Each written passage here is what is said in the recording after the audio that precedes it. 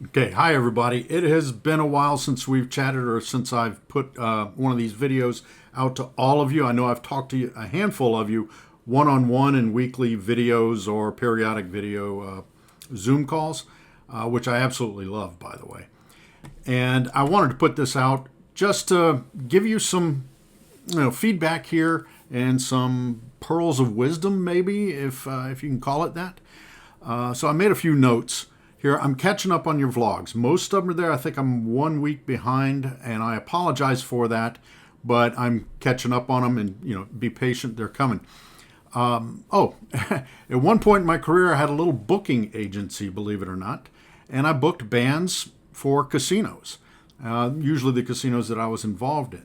At any given weekend, I would have 4 to 6 concerts going on at a time, and at several venues all across the country. Now, one of the guys I hired early on, his name is Mark Jeffers. He's become a great friend of mine. He used to be the LSU mascot of all things. And I hired him to take on, just ticketing or ushering or something in the venues. And he was fantastic at it. Well, he decided to stick around, and he moved up the food chain in that world of events and concerts. And one of the unique things that he's done is he was also a huge baseball fan. So he would get these baseballs and have all of the acts sign baseballs. So he's got like Slash signing a baseball of all things. He had, I'm drawing a blank on all the acts. Eddie Money, you guys probably don't know who that is either, signing baseballs. And he would play catch with them prior to the concert, prior to them going on stage, going live. And he has these collections, big buckets and boxes of all these. He's done over 5,000 acts since I hired him. And one of the things he did once was send me a present. He sent here, I'm going to show it to you now. That is a signed guitar from the Rolling Stones. He became the 5th most productive booking agent in the country. And he gave that to me with a note that said, thank you for the opportunity and the guidance you sent me, something like that. But anyhow, that's hanging in my office in Minneapolis. Just wanted you guys to see that. So now everybody's doing great. The one-on-ones and the vlogs are well presented. Good, wise reviews of your week. You all are wrestling with Simon Sinek. And I believe that's how you pronounce his name. I like his work, so I've kind of overloaded you with his pearls of wisdom there. He's written a few benchmark books that are good reads. Start with Why is one of them, and that pretty much put him on the map to being a thought leader of modern management and corporate culture. So if you get a chance, look them up. I still do to this day, even though I've had a very full career. I still look for his stuff because you can always learn things. Now, don't forget to comment on the videos I put out there each week. They are an important part of your learning. I want you to go through those and make a comment about how they relate, or if it's caused you any uncomfortable situations, or how you deal with those that are brought up within those videos. So, and I hope let me know if you don't like the videos, if they were, a waste of time or poorly presented. That helps too, because I will improve on those for the future interns. Now, you're also learning the importance of details, the linens, how napkins are folded, those moments of truth that we've talked about, or if we haven't talked about them one-on-one, hopefully you learned about them within the moments of truth within your studies.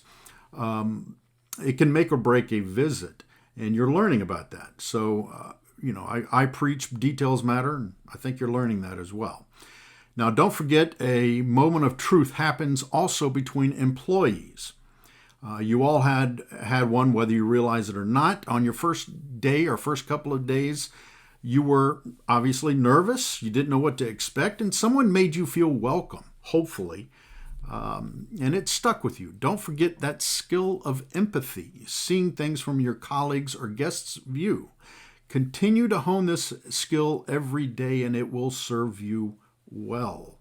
So those moments of truth or some people say your stage moments, happen between your employees as well as to your guests and the paying public. Now, fun is a business. We're in the business of creating positive experiences. There is a science and an art to this. And there's a science and an art to what you're learning. I've heard a lot of language that says it was a huge success. Even my colleagues will say that. When I ask them about an event or an activity, you ask them, how did it go? And they say it was a huge success. Well, I challenge you to turn that back around and say, okay, what does that mean? How do you define successful?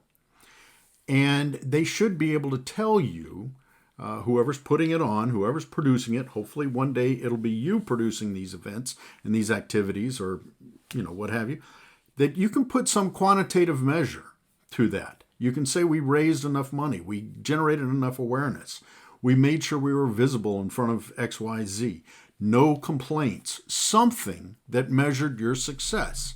The fact that you think everybody had a good time is not a very good measure, because there are people out there who may not share your view. So let's, come back, and when you define how something was a success, ask yourself, what did it actually do? And what was it designed to do? I hope that makes sense. But I hear a lot of you talk about, hey, this was wonderful. We had a great time. Well, how do you define success? Okay, my advice to you guys, everything you do is on stage. Your audience is both your guests and your colleagues. You're on stage and you are a brand. Keep that in mind, okay? Every detail matters, as you're finding out. You're doing some things that may seem small and meaningless, but you need to go through that. This is a process. I went through it. I spent months doing nothing but emptying hoppers in a casino slot machine. I mean, I couldn't believe it. And I was doing this. First couple of times I figured it out, but I still had to do it. It allowed me to understand the process and allowed me to understand a lot of things that were going on. You're doing the same thing. Don't discount it. Bide your time. It's for a purpose. Okay. Now, another one. I know these are random. Event security. Some of you have all access passes or restricted access to certain areas, and you have passes. You should have badges. Let me tell you a little secret here. When you design on your own, when you design or produce an event or an activity, you will have different levels of access. Create yourself a legend, which is, in essence, what passes get to go to what areas. So you'll have a VIP all access pass. You can have just a backstage pass. You can have a front of house pass. You can have passes designed or identified during time frames that you are allowed backstage. So the most I've ever seen, I believe, was 12, and that was at a U2 concert. And you could get into certain areas if you had a certain color badge. So keep that in mind. If you got any questions about that, let me know. There's a lot of different unique ways of identifying access to certain areas. And if your security group is on its job or doing its job, they will know those things like the back of their hand. They'll commit them to memory, and it's a good way to manage the whole process. Another random comment I wanted to throw at you is handwritten letters. Do not discount these. Sign them out. If you meet a great guest or something like that, shoot them a note. It says a lot about you, your brand, and who you're working with. Okay, we don't do them that often these days. My handwriting is terrible, but I still write 2 to 3 thank you notes a day, just to people I've either worked with, or they've helped me out, or I've had a meaningful interaction with them. So keep that in mind. And thank you, all of you, for the well wishes for my Colorado trip. Going back this month, actually. It was wonderful, and I'll have a few more between now and when I head out to Africa. Got quite a few on social media, shots of me at 14,000 feet when it was snowing. You all are more than welcome to join me virtually or in person on any of these treks. I book in these visits with really nice hotels, so I get to see both the Roughing It and the 5-star, if you will. So that's it for Today, I know this is long-winded. I apologize. Thank you guys for sticking with me. You're doing great, as I said, and let's keep it up. One more thing. I escaped last weekend to New Orleans, and I stayed at a hotel, a unique little hotel, and I collect these because they're fun. And this is the Do Not Disturb sign. Here's one that says, "The room has stopped spinning and needs cleaning." Okay? And on the other side is, "Let's just say things got a little crazy last night and leave it at that." Okay?